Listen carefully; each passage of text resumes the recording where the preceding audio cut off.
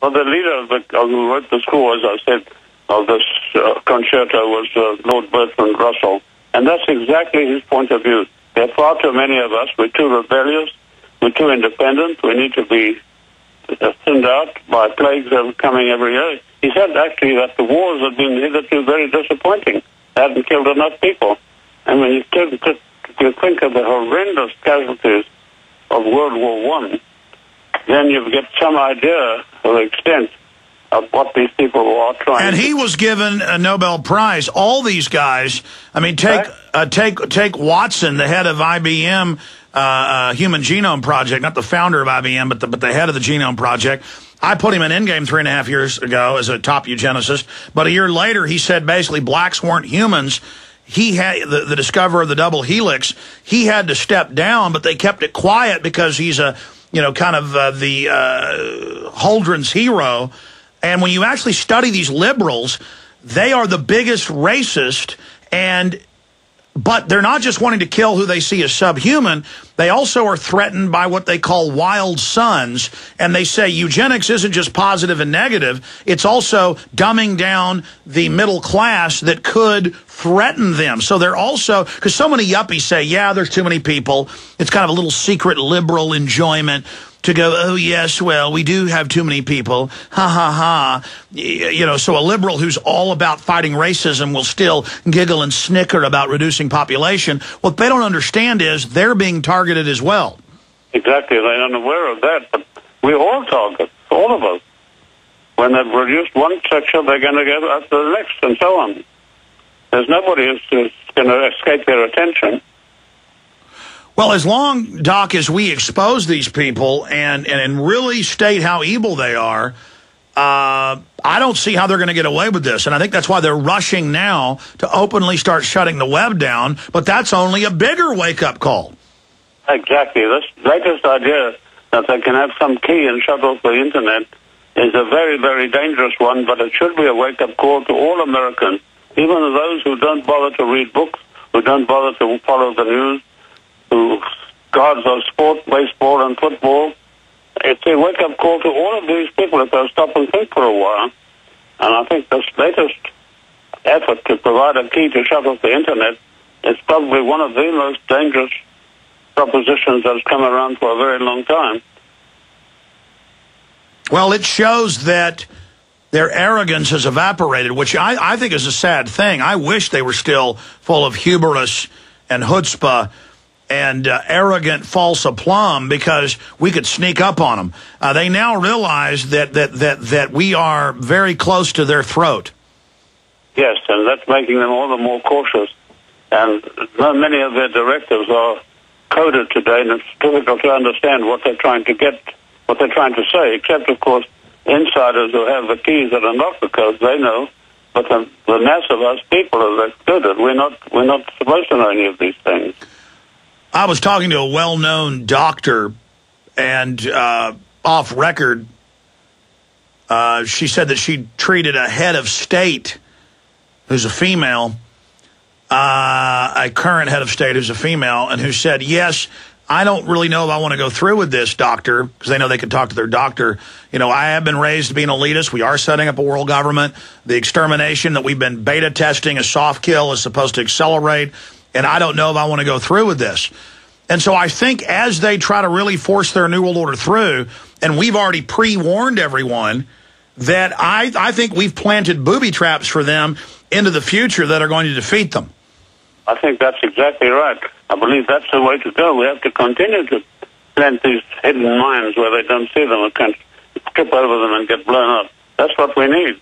But, we don't have people like George Bush Sr. anymore, who, when he came into power, he proudly announced that he was all for the New World Order. He said that's what we need, and we need a complete change in society.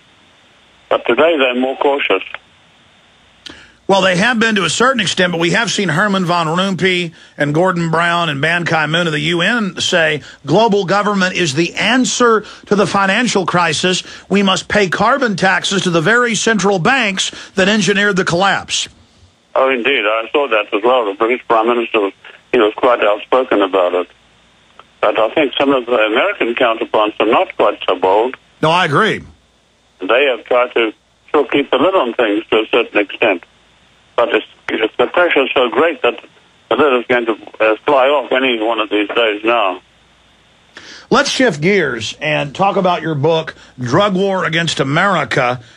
I mean, CIA aircraft crashing full of pure cocaine from the source. Now they just admit that we're growing the opium in Afghanistan, but we can't not grow it or the Taliban will make the money. I mean, incredible spin. In a nutshell from your research, who controls the narcotics trade and why does government want to keep it illegal? They want to keep it illegal because they make more money out of it. If it's legal, they might be able to tax it to a certain extent, and that would be all. But this way, they can make enormous profits out of the sale of the product as well. And scarcity is what controls the price.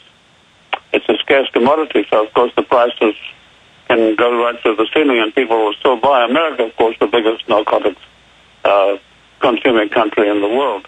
And the Mexican government, for instance, constantly complains that we don't do enough in America to stop the drug trade in America. It's that it's cut down. There's been no need for these people to produce such huge quantities of cocaine and heroin and so forth. And, you know, countries like Colombia, we are stationing enormous forces down there. But I don't think they're doing any good because Colombia doesn't grow any of the bush that produces cocaine. That's all grown in other countries like Ecuador and Bolivia. And those countries, they grow it. They grow the bush. But we go into Colombia, and there's nothing growing there. Admittedly, it's a distribution point, but then they have hundreds of other distribution points as well. So it's like trying to put out a fire with a blazing fire with a hose pipe, ordinary garden hose pipe. You're not going to accomplish very much. Well, the skinny I've gotten from Terry Reid, who was CIA, and many others, and what's come out in congressional hearings, is the argument is we must deal the drugs, that is the government, or most of the drugs, or someone else will take over this market, and then they will get power out of the market and supplant American hegemony. But that's not what's happening. You decriminalize, then that wipes out the price structure as it was 90 years ago when these drugs were legal here. Far fewer people used it. You could buy cocaine, heroin at the corner store. You could send your kid down there to get it for you. But most people didn't use it. They know that.